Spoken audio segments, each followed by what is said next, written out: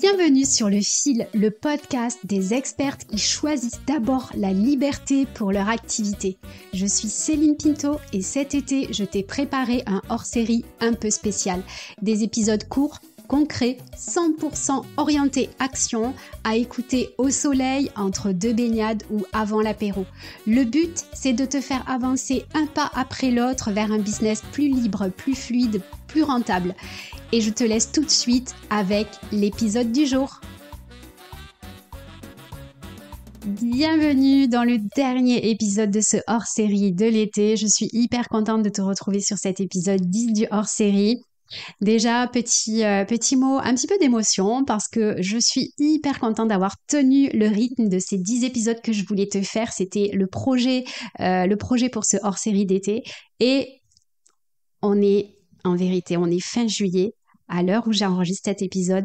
Mais toi, tu vas écouter cet épisode à la fin du mois d'août. J'ai jamais autant anticipé sur le podcast de toute ma vie, donc je suis hyper contente. Le deuxième message que je veux te faire passer déjà, c'est un grand merci parce que si tu as écouté 1, 2, 3 ou les 10 épisodes de ce hors-série, j'espère que ça t'a plu et en tout cas, je voulais vraiment te remercier de ta fidélité et être pleine de gratitude pour ton écoute.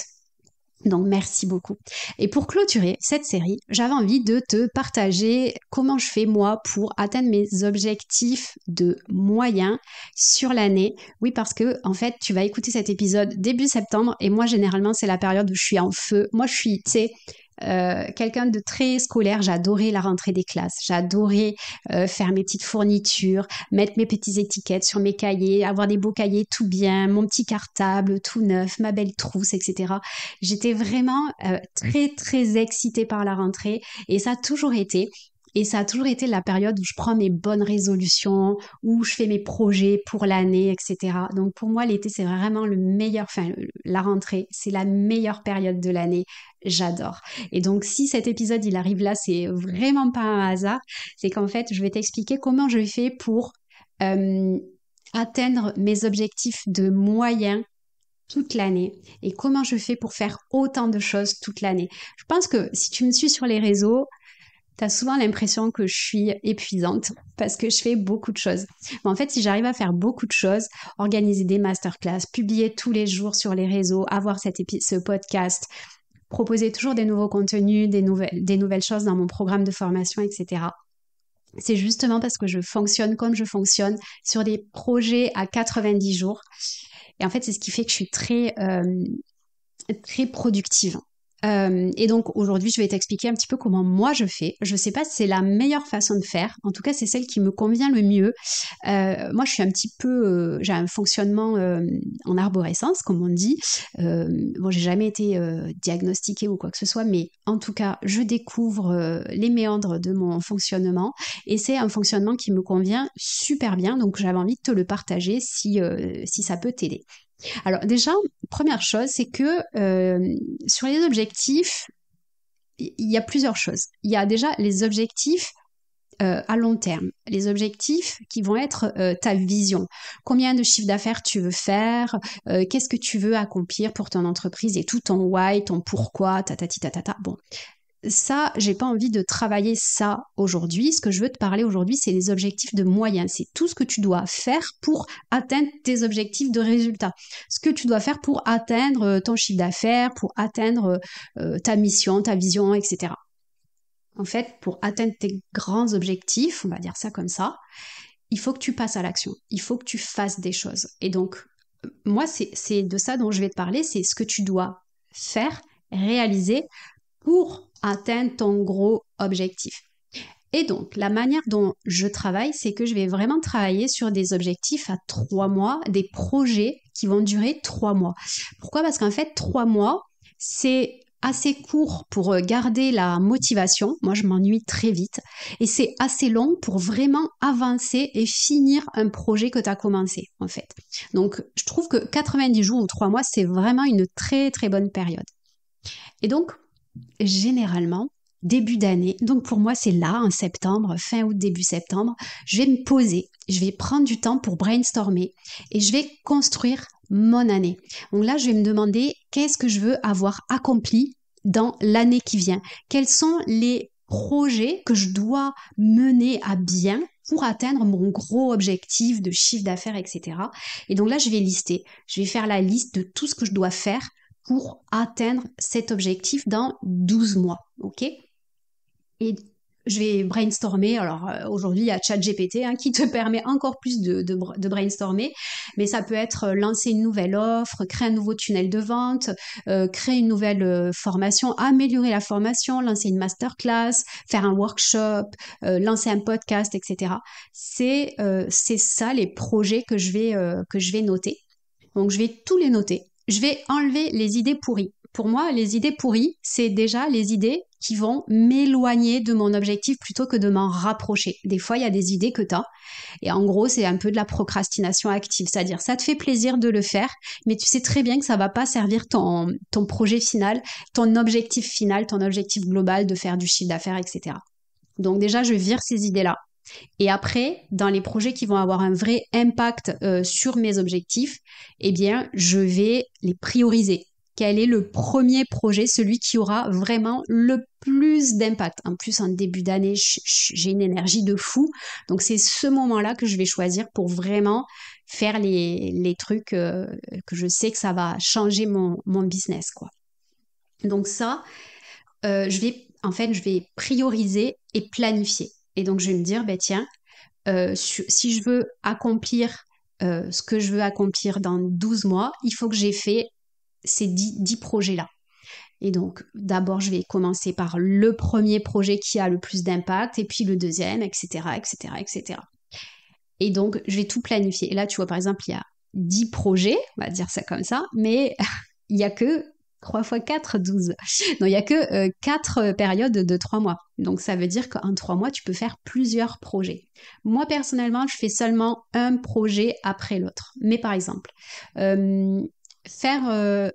lancer une nouvelle offre, je sais que j'en ai que pour 15 jours de boulot, tu vois. Créer un nouveau tunnel de vente, pareil, j'en ai que pour 15 jours de boulot. Donc, en gros, sur une période de 3 mois, je vais me dire, d'abord je vais faire ça, après je vais faire ça, après je vais faire ça. Et des fois, ça prend plus ou moins de temps, mais voilà. Et je sais que, par exemple, à la fin du premier quart de 3 mois, j'aurai une nouvelle offre et un nouveau tunnel de vente. Et ça, je sais que je peux le faire. Que je peux le faire en plus de tout ce que je suis censée faire, parce que moi, j'ai un business, j'aime bien dire qu'il est minimaliste, c'est-à-dire que je suis toute seule, j'ai besoin de personne, je suis absolument pas débordée. Je sais exactement ce que j'ai à faire, je ne travaille pas le soir, je travaille pas les week-ends, je sers mes clients du mieux que je peux, etc. Mon business, il tourne comme du papier à musique. Il est parfaitement calibré à ce que moi je suis capable de faire. L'objectif, c'est pas de me rajouter des projets qui vont me bouffer de l'énergie et tout. Des fois, je vais pas pouvoir gérer un projet ou je suis fatiguée ou quoi. Et je sais que c'est pas grave. Je peux laisser tomber pendant quelques jours, je peux me reposer. Ça va pas mettre en danger mon business. Parce que autour des projets, évidemment, il y a le quotidien, le marketing, la communication, la vente, etc. Tout ça, la compta, tu es obligé de le faire. Donc, toi, tes projets, ils arrivent en plus de ça. Moi, je sais que je fonctionne un petit peu en mode hyper focus et je suis capable d'être vraiment très, très, très focus sur un projet pendant 15 jours, 3 semaines, où je vais dormir sur le projet, je vais vivre le projet, je vais oublier de manger pour faire ce projet, etc. Généralement, quand j'ai fini ça et que je suis dans cet état, il me faut du temps pour passer au projet d'après, pour vraiment digérer, me reposer, etc. Tu vois? En fait, quand tu fonctionnes par projet à 3 mois, moi, ça me permet d'être sûre que je vais au bout. Donc, je vais pas m'ennuyer, je sais que je vais aller au bout et je sais que je vais pas être débordée, que je vais pas être dans le rush complet au niveau de mon activité. Je sais pas si c'est très clair ce que je suis en train de te raconter. Je vais revenir un petit peu sur le script de départ. Donc, je note, je priorise, je planifie. Évidemment, je planifie les projets prioritaires, ceux qui auront le plus d'impact sur mon objectif en premier, sur les moments où j'ai de l'énergie. Et ces projets, évidemment, j'aime bien les faire rentrer dans un bloc de 3 mois, même si ça me prend que 15 jours à faire. Tu vois, le sujet, c'est pas d'avoir des projets qui vont vraiment me prendre 3 mois à faire. C'est juste de me dire, ben ça, je vais le faire sur la première période de l'année, ça sur la deuxième, ça sur la troisième. Et des fois, ben, je vais avoir des petits projets, des trucs petits à faire. Et du coup, je vais pouvoir en caler plusieurs. Moi, je suis hyper focus, donc ça, pour moi, c'est hyper important de travailler que sur un seul projet principal en même temps. Parce que je suis toute seule et que je veux absolument pas avoir le sentiment d'être débordée. Je veux pouvoir aller chercher mes enfants à l'école, enfin, je veux pouvoir avoir ma vie de rêve là que j'ai en ce moment et qui me permet de bosser quand j'ai envie, etc. Donc, comme c'est le début d'année, pour moi, peut-être pour toi, je vais te proposer de faire un petit exercice de rentrée pour déjà te poser des questions sur qu'est-ce que tu as envie d'avoir accompli dans les 12 prochains mois. Qu'est-ce que tu veux avoir fait d'ici un an? Je te parle pas forcément d'objectifs de résultats, mais d'objectifs de moyens. Quels sont les moyens que tu veux avoir atteint pour justement atteindre tes objectifs de résultats? Mais bon, ça c'est bon, normalement tu sais. Quels sont les projets qui vont te permettre d'arriver à cet objectif que tu t'es fixé d'ici un an? Qu'est-ce qui va te permettre de t'y amener? Ok? Quel est le prochain projet principal que tu peux démarrer dès aujourd'hui et avoir fini d'ici 3 mois? Le premier projet dans toute la liste de tous ces projets-là. Voilà. C'est vraiment le sujet, le projet principal à faire avant de passer au projet d'après. Donc moi, ce que je te propose, c'est vraiment ça, de prendre le temps. Qu'est-ce que tu veux avoir accompli dans 12 mois? Quelles sont les choses que tu dois faire, les projets que tu dois créer pour arriver à ton objectif dans 12 mois et prioriser parmi ces projets ceux qui vont avoir le plus d'impact le plus rapidement possible sur tes résultats. Et commence comme ça. N'oublie pas d'intégrer le quotidien, ton marketing, ta communication, tes ventes, ta prospection, le résultat, enfin le suivi client, le customer care, etc. Parce que ça rentre vraiment dans ton quotidien, tu ne peux pas l'oublier. Et donc, il faut que ce soit intégré à l'intérieur de ton fonctionnement et pas que ça soit des choses que tu fasses en plus. Voilà ma chère. Je te remercie infiniment pour ton écoute. Je te retrouve la semaine prochaine pour le premier épisode de la rentrée et je pense que je vais te faire un petit épisode perso où je vais t'expliquer justement quels sont mes projets pour les mois à venir.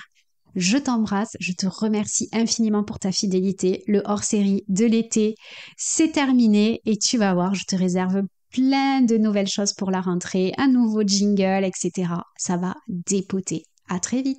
C'est tout pour aujourd'hui. Avant d'aller à la piscine, passe à l'action dès maintenant, ça marche? Et si cet épisode t'a plu, pense à t'abonner, à le partager ou viens m'en parler sur LinkedIn. La semaine prochaine, nouvelle action, nouveau déclic et d'ici là, profite bien de l'été et surtout, choisis toujours ta liberté.